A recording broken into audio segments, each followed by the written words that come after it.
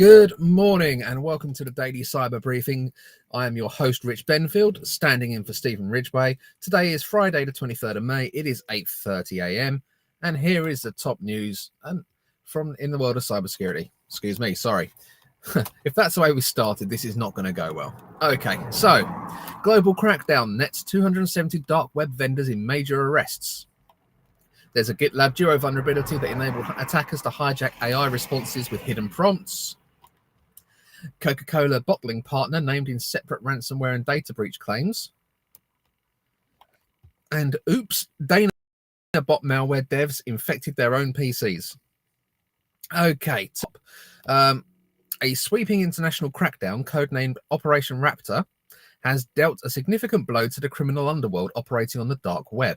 Coordinated by Europol and involving agencies across 4 continents, the operation resulted in the arrest of 270 individuals involved in trafficking drugs, weapons, counterfeit goods, and illicit services.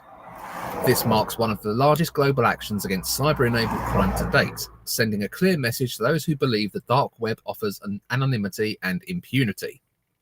According to the report, Operation Raptor's success hinged on sophisticated intelligence gathering and technical forensics. Authorities capitalized on data seized from major dark web marketplaces, Nemesis, Tor2Door, Bohemia, and Kingdom Market, following their takedowns. Investigators analyzed transaction logs, user communications, and blockchain trails to identify vendors and buyers who had conducted thousands of illicit trades. Many suspects relied on end-to-end encryption, anonymizing networks like Tor and cryptocurrencies such as Bitcoin and Monero to obscure their identities and financial flows.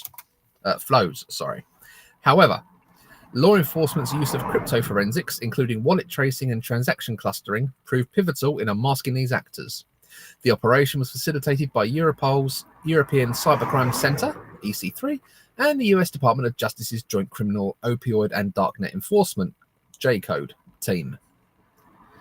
Intelligence packages were compiled and distributed to national authorities, enabling simultaneous targeted arrests in 10 countries, including 130 arrests in the US, 42 in Germany, 37 in the UK, 29 in France, and 19 in South Korea. Operation Raptor's impact extended beyond arrests. Authorities seized over 184 million euros in cash and cryptocurrencies, more than 2 metric tons of drugs, including 144 kilograms of fentanyl, a synthetic opioid with lethal potential, over 180 firearms, 12,500 counterfeit products, and more than 4 tons of illegal tobacco. These seizures represent a substantial disruption to the supply chains fueling the dark web's illicit economy. Fentanyl, in particular, poses a grave public health threat. Just 1 kilogram can potentially cause 500,000 fatalities, according to the US Drug Enforcement Administration. That's the DEA. Many of the dismantled networks were directly linked to fatal overdoses and gun violence, underscoring the operation's significance in combating the opioid crisis and organized crime. With major marketplaces under pressure, criminal actors are adapting. Law enforcement agencies report a shift towards decentralized single-vendor shops, smaller standalone sites run by individual sellers. These platforms aim to reduce exposure and evade detection, but Operation Raptor demonstrates that even these tactics are not foolproof against coordinated international investigations. Illegal drugs remain the dominant commodity on the dark web, but recent years have seen a rise in prescription drug trafficking and fraudulent services, including fake hitmen and scam listing. The operation's success builds on previous efforts like Operation Spectre in 2023, which led to 288 arrests and highlights law enforcement's growing capability to penetrate the dark web's veil of secrecy. Operation Raptor underscores the power of global partnerships and advanced cyber investigative techniques in disrupting the digital infrastructure of organized crime. As law enforcement adapts alongside evolving criminal tactics, the message is clear: no part of the internet is beyond the reach of justice. Next, GitLab Duo Vulnerability enabled attackers to hijack AI responses with hidden prompts.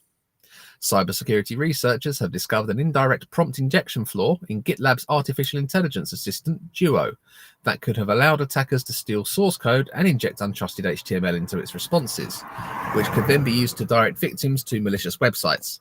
GitLab Duo is an artificial intelligence AI-powered coding assistant that enables users to write, review, and edit code. Built using Anthropic's Claude models, the service was first launched in June 2023. But as Legit Security found, GitLab Duo Chat has been susceptible to an indirect prompt injection flaw that permits attackers to steal source code from private projects, manipulate code suggestions shown to other users, and even exfiltrate confidential, undisclosed zero-day vulnerabilities. Prompt injection refers to a class of vulnerabilities common in AI systems that enable threat actors to weaponize large language models to manipulate responses to result in undesirable behavior. Indirect prompt injections are a lot more trickier in that context. Instead of providing an AI-crafted input directly, the rogue instructions are embedded within another context, such as a document or a web page, which the model is designed to process. Recent studies have shown that LLMs are also vulnerable to jailbreak attack techniques that make it possible to trick AI-driven chatbots into generating harmful and illegal information that disregards their ethical and safety guardrails, effectively obviating the need for carefully crafted prompts. What's more, prompt leakage methods could be used to inadvertently reveal the preset system prompts or instructions that are meant to be followed by the model. For organizations, this means that private information such as internal rules, functionalities, filtering criteria, permissions, and user roles can be leaked, Trend Micro said in a report published earlier this month. This could give attackers opportunities to exploit system weaknesses, potentially leading to data breaches, disclosure of trade secrets, regulatory violations, and other unfavorable outcomes. The latest findings from the Israeli software supply chain security firm show that a hidden comment placed anywhere within merge requests, commit messages, issue descriptions, or comments, and source code was enough to leak sensitive data or inject HTML into GitLab Duo's responses. These prompts could be concealed further using encoding tricks like base16 encoding, Unicode smuggling, and KTeX rendering in white text in order to make them less detectable. The lack of input sanitization and the fact that GitLab did not treat any of these scenarios with any more scrutiny than it did source code could have enabled a bad actor to plant the prompts across the site. Duo analyzes the entire context of the page, including comments, descriptions, and the source code, making it vulnerable to injected instructions hidden anywhere in that context, security researcher Omar Myra said. This also means that an attacker could deceive the AI system into including a malicious JavaScript package in a piece of synthesized code, or present a malicious URL as safe, causing the victim to be redirected to a fake login page that harvests their credentials. On top of that, by taking advantage of GitLab Duo Chat's ability to access information about specific merge requests and the code changes inside of them, Legit Security found that it's possible to insert a hidden prompt in a merge request description for a project that, when processed by Duo, causes the private source code to be exfiltrated to an attacker-controlled server. This, in turn, is made possible owing to the use of its streaming markdown rendering to interpret and render the responses into HTML as the output is generated. In other words, feeding it HTML code via indirect prompt injection could cause a code segment to be executed on the user's browser. Following responsible disclosure on February 12, 2025, the issues have been addressed by GitLab. This vulnerability highlights the double-edged nature of AI assistants like GitLab Duo. When deeply integrated into development workflows, they inherit not just context, but risk, Mayraz says. By embedding hidden instructions in seemingly harmless project content, we were able to manipulate Duo's behavior, exfiltrate private source code, and demonstrate how AI responses can be leveraged for unintended and harmful outcomes. Okay, this disclosure comes as Pentest partners revealed how Microsoft Copilot for SharePoint or SharePoint agents could be exploited by local attackers to access sensitive data and documentation, even from files that have the restricted view privilege. One of the primary benefits is that you can search and trawl through massive data sets, such as the SharePoint sites of large organizations, in a short amount of time, the company said. This can drastically increase the chances of finding information that will be useful to us. The attack follows new research that ELIZA OS, formerly AI16Z, a nascent decentralized AI agent framework for automated Web3 operations, could be manipulated by injecting malicious instructions into prompts or historical interaction records, effectively corrupting the stored context and leading to unintended asset transfers.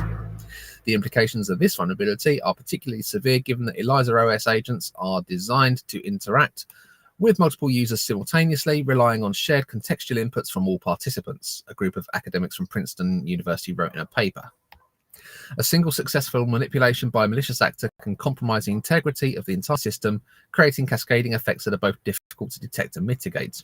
Prompt injections and jailbreaks aside, another significant issue ailing LLMs today is hallucination, which occurs when the models generate responses that are not based on the input data or are simply fabricated. According to a new study published by AI testing company Giscard, I'm not sure how you pronounce that, instructing LLMs to be concise in their answers can negatively affect factuality and worsen hallucinations. This effect seems to occur because effective rebuttals generally require longer explanations, it said. When forced to be concise, models face an impossible choice between fabricating short but inaccurate answers or appearing unhelpful by rejecting the question entirely. Next, Coca-Cola bottling partner named in separate ransomware and data breach claims. Coca-Cola and its bottling partner CCEP targeted in separate cyber incidents, with the Everest ransomware gang and the Gehenna hacking group claiming data breaches involving sensitive employee and CRM data. So Coca-Cola and its bottling partner, Coca-Cola Euro-Pacific Partners, that's CCEP, are facing separate cyber attack claims from two distinct threat groups. The Everest ransomware gang says it has breached Coca-Cola systems, while another group named Gehenna is offering what it claims is a massive database stolen from CCEP's Salesforce environment. The Everest ransomware group has listed Coca-Cola as a victim on its dark web leak site, sharing screenshots that suggest access to internal documents and personal information of 959 employees. These include visa and passport scans, salary data, and other HR-related records. According to samples reviewed by HackRead, the breach appears to affect Coca-Cola's operations in the Middle East, with several files indicating that the Dubai office at the airport free zone may have been the specific target. Everest has released samples that contain employee identification details and documents that typically circulate within HR departments. The nature of the leaked files indicate that personally identifiable information is involved. So the Vice President CISO Advisory at Color Tokens commented on the tactics. Initial research points to tactics like harvesting credentials and targeting Active Directory, though those claims aren't always reliable. If this attack is genuine, it suggests Coca-Cola's cybersecurity investments may not have been enough to stop it. And Gehenna claims major breach of Coca-Cola Euro-Pacific Partners. That's the bottling plants, I think. In a separate instance, the Gehenna hacking group claims to have breached CCEP's Salesforce dashboards earlier this month. The group says it exfiltrated more than 23 million records dating back to 2016, containing sensitive customer relationship management data. The data allegedly includes 7.5 million Salesforce account records, 9.5 million customer service cases, 6 million contact entries, and over 400,000 product records. Gehenna shared samples on a public data breach forum, which included case logs referencing Coca-Cola Enterprises Norway, complete with customer support history and contact details. The group also posted a message aimed at CCEP employees, stating that they are open to offers and warning that they have more where that came from. Okay. Gehenna also claimed responsibility for previous incidents affecting Samsung Germany and Royal Mail, adding weight to the seriousness of their statement. The group has also provided contact information via Telegram and appears to be actively soliciting a response from Coca-Cola Euro-Pacific Partners.